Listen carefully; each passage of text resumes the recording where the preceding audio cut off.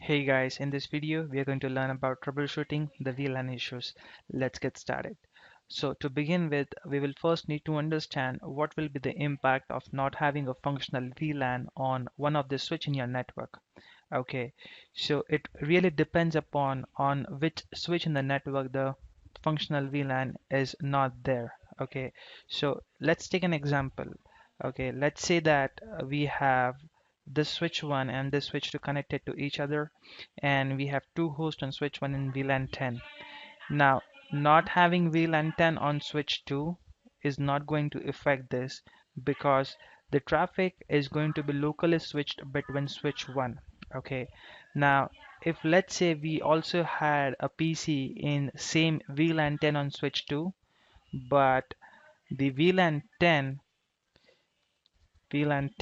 on switch 2 is not there, then there will be a problem for traffic coming from switch 1 and going to switch 2.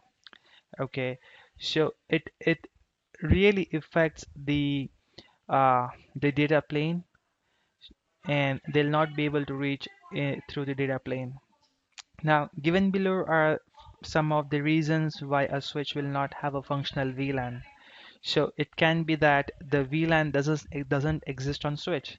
Okay, so it may be a reason that, or it might be that you forgot to create the VLAN. Okay, or the VLAN is an admin downstate.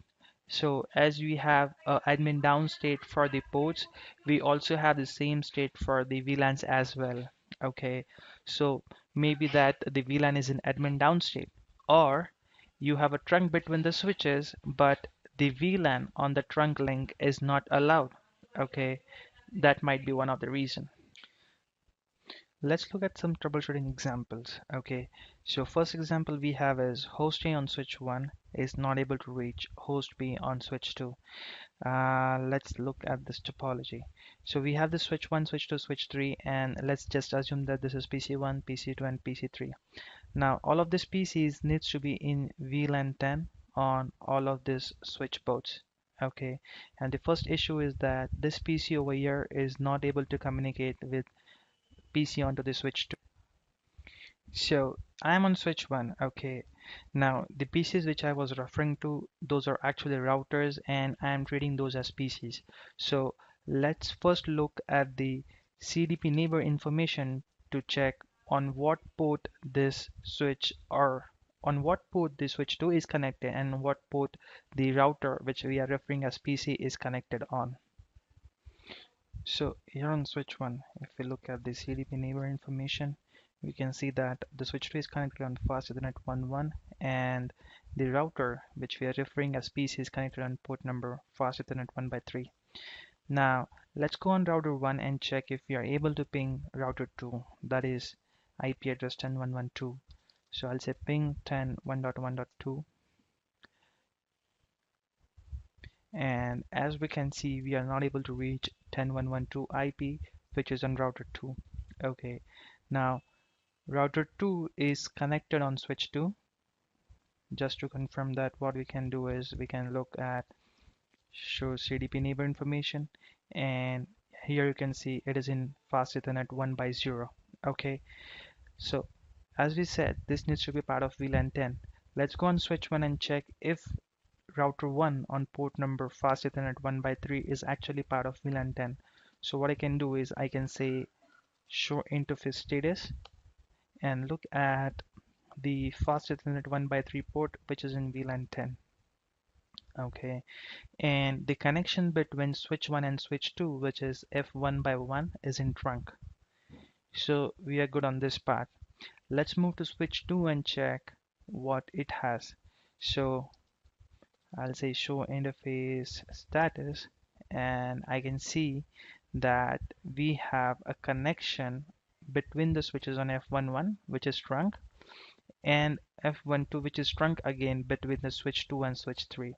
Now if you look here closely, F13 is the interface which has the router connected, but it is not part of VLAN 3, it is part of VLAN 1.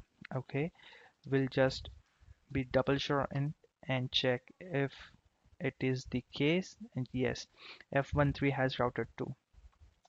If you look at the config of interface FA1 by 3, as you can see, it does not have any VLAN config, and that is the reason it is not able to reach the router 1 is not able to reach the router 2 on 10.0.0.2 IP. So what we'll do is we'll go under interface, we'll make it as an access port, and we'll allow VLAN 10 on it.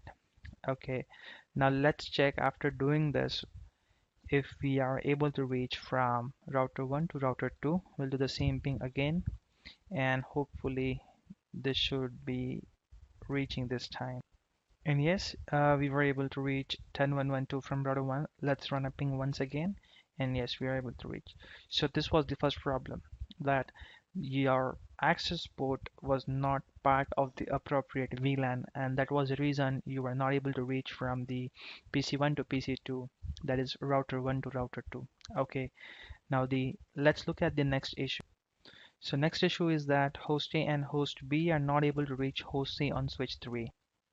Okay, so we have built the connectivity between host A and B now, and it says that they are not able to reach host C on switch. So going back to the consoles of the devices, uh, this is our PC3 basically, which is router 3. Let's try a ping from router 1 to 10.1.1.3, which is failing now, and let's try a ping from router 2 as well to router 3. And we can see that it is failing. Okay, so we are confirmed on the problem that both router 1 router 2 is not able to reach router 3. Now let's go on switch 3, which has router 3 connected to it. This is the fast Ethernet 1 by 3 on which router 3 is connected. Let's look at its config.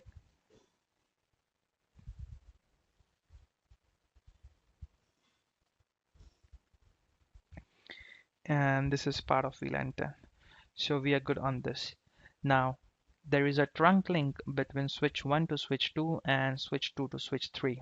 Okay, let's go over there and have a look on that trunk configuration. So on switch 1, if you say show interface trunk, this command will show you each trunk port on the switch along with what VLANs are allowed on that trunk. Okay, so over here, as you can see on F1 by 1, I have all the VLANs allowed from 1 to 4094. Let's go on switch 2 and have a look on the same command. So I'll say show interface trunk, and as you can see, we have allowed all the VLANs on both of the trunks. Let's go on switch 3 and look. Okay, here is the problem, right? So over here we are just allowing VLANs 1 through 9, but we are not allowing VLAN 10. However, we want the VLAN 10 to be allowed because traffic coming from switch 2 is being tagged with VLAN 10, and if F1 by 2 is not allowing VLAN 10, then that traffic is not able to enter into switch 3. So let's look at the config on port number FA1 by 2, and let's quickly fix this by adding VLAN 10 as well. So it would be switch bus trunk allowed VLAN add 10. I'll say show interface trunk once again, and now it is allowing all the VLANs, that is through 1 through 4094. Okay, let's go on R1 now and see if this has fixed the issue. It is going to take some time because once we add the VLAN, the spanning tree needs to converge for that VLAN. Let's run it from router 2 as well. Not yet. Yeah, here you see from router 1 we are able to reach now router 3. Let's check. Yeah, on router 2 we were able to reach as well. So this is some of the basics how you can troubleshoot the VLAN issues. Hope this has been informative. Thank you for joining.